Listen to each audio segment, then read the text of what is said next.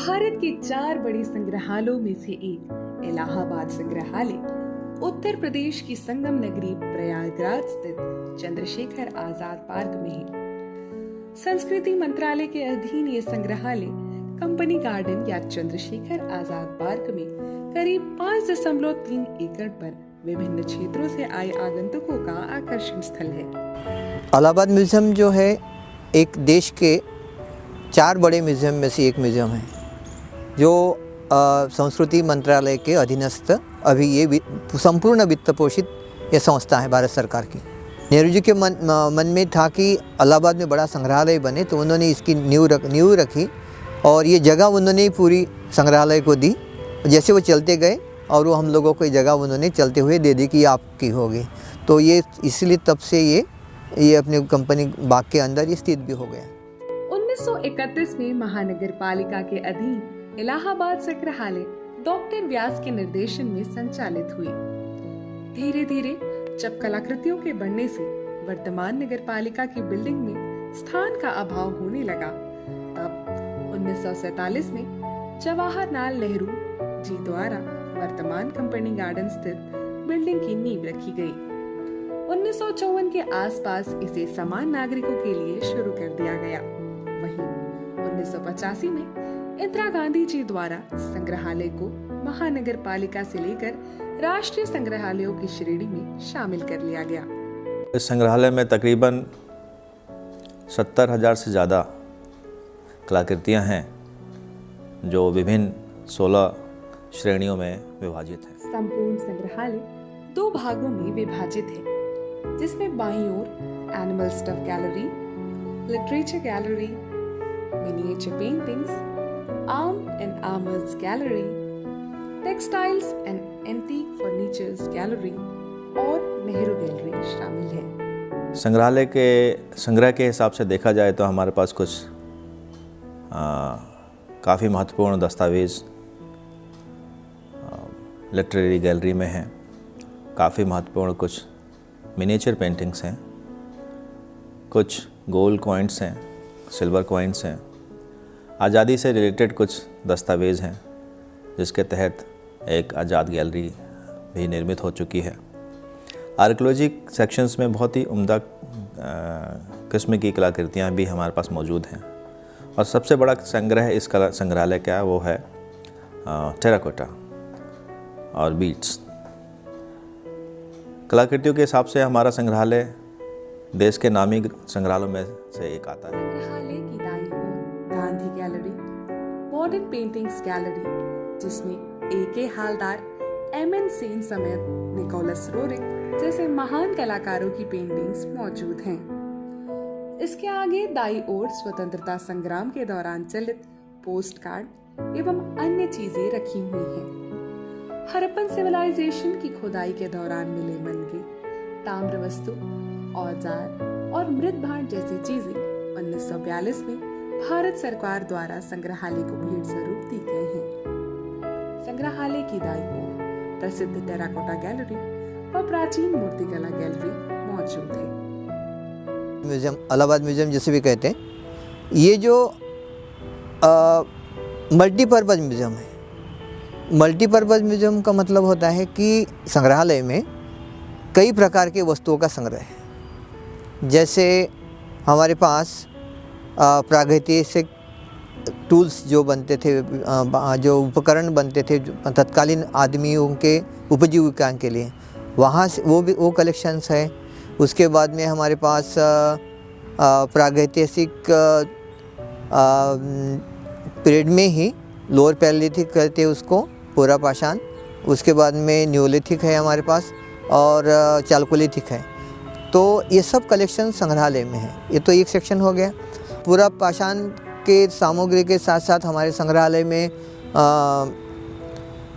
जो टेराकोटा की जो चीज़ें हैं, जिसको मृणमूर्ति की चीज़ें बोलते हैं हम लोग, तो वो भी हम लोगों के पास।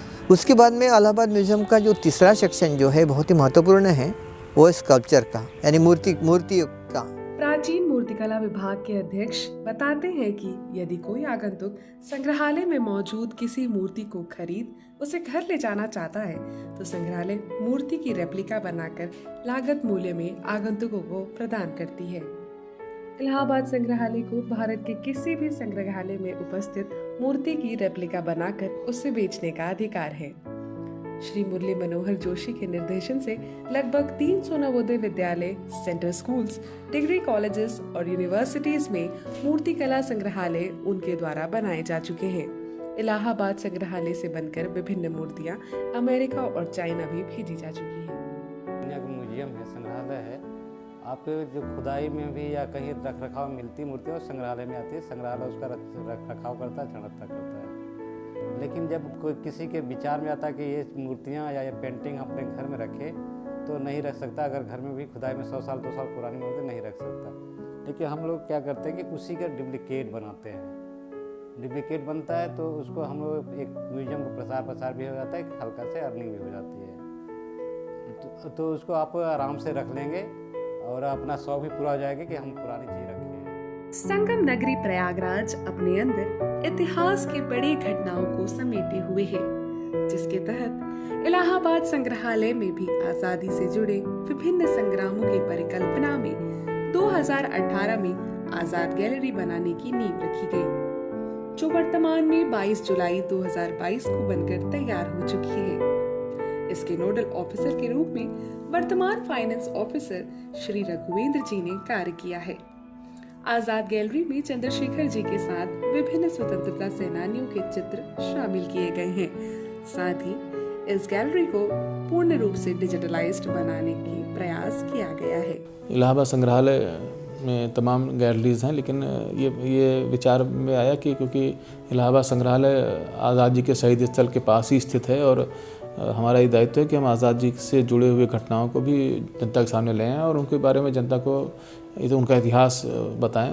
इसलिए आज़ाद गैलरी की एक परिकल्पना इलाहाबाद संग्रहालय में रखी गई और आज़ाद गैलरी में करीब 190 वर्ष का जो स्वतंत्रता संग्राम हमारा रहा है, क्रांतिकारी स्वतंत्रता संग्राम अगर कहें, उनको प्रदर्शित करने का मेन प्रयास किया गया है, ताकि ऐसे जो क्रांतिकारी थे हमारे, जिनके बारे में जनता को जानकारी नहीं है या जो लोग जिनके नाम कम सुने गए हैं, लोगों को ज़्यादा उनके नाम के बारे में जानकारी नहीं या उनके योगदान के बारे में कम सुना गया, कम जानकारी है, उनको हम लोग प्रदर्शित करने का हमने प्रयास किया है।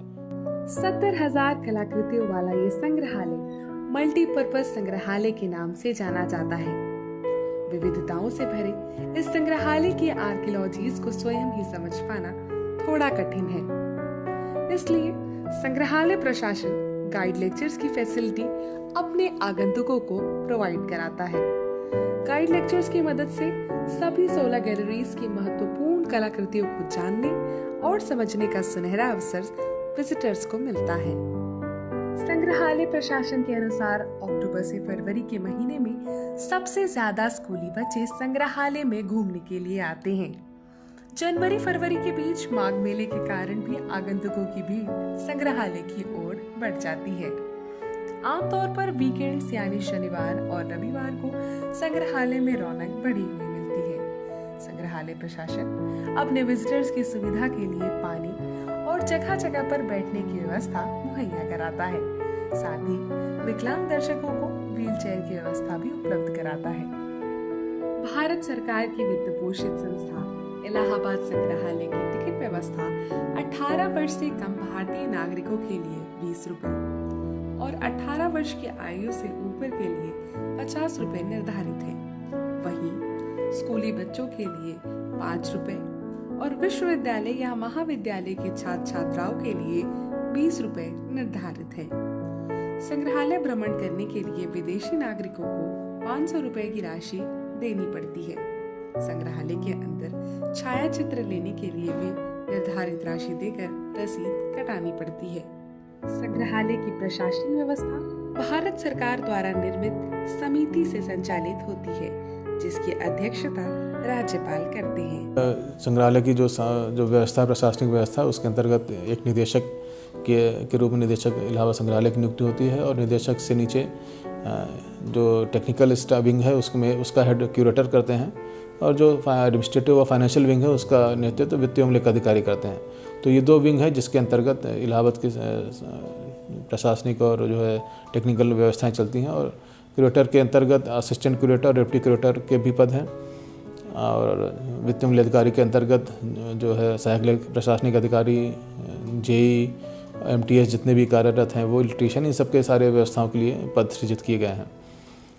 इन सभी का योगदान जो है करके सारे लोग डायरेक्टर निदेशक के निर्देशन में ही कार्य रूप अपना अंजाम देते हैं। इनके अतिरिक्त कंजर्वेशन लैब के में असिस्टेंट केमिस्ट और केमिकल असिस्टेंट के भी पद हैं। और रेप्लिका बनाने के लिए हमारे यहाँ मॉडलर का भी पद है, जिसके बाद द्वारा जो है इलाहाबाद संग्रहालय रेप्लिकाओं का भी निर्माण करता है। एक हमारे यहाँ इलाहाबाद संग्रहालय में एक लाइब्रेरी है जिसमें 20,000 से ज़्यादा किताबें हैं। उनको देखभाल के लिए असिस्टेंट लाइब्रेरियन की पोस्ट है। इलाहाबाद संग्रहालय में एक फ़ोटोग्राफी सेक्शन भी है, उसमें भी सीनियर फोटोग्राफर और डार्क रूम असिस्टेंट के पद सृजित हैं, जिसके माध्यम से जो है फोटोग्राफी संबंधी समस्त कार्यवाही की जाती है। तो इस प्रकार से इलाहाबाद की ये पूरी प्रशासनिक व्यवस्था है जिसके माध्यम से इलाहाबाद संग्रहालय अपना नियमित रूप से कार्यभार करता है। संग्रहालय में वर्षों पुरानी आर्कियोलॉजीज को संरक्षित रखने के लिए प्रयोगशाला कार्य करती है।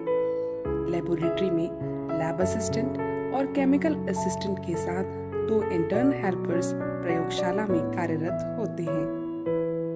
कंजर्वेशन लेबोरेटरी में जो भी एंटिक्विटीज़ इलाहाबाद में हैं उनका ट्रीटमेंट किया जाता है।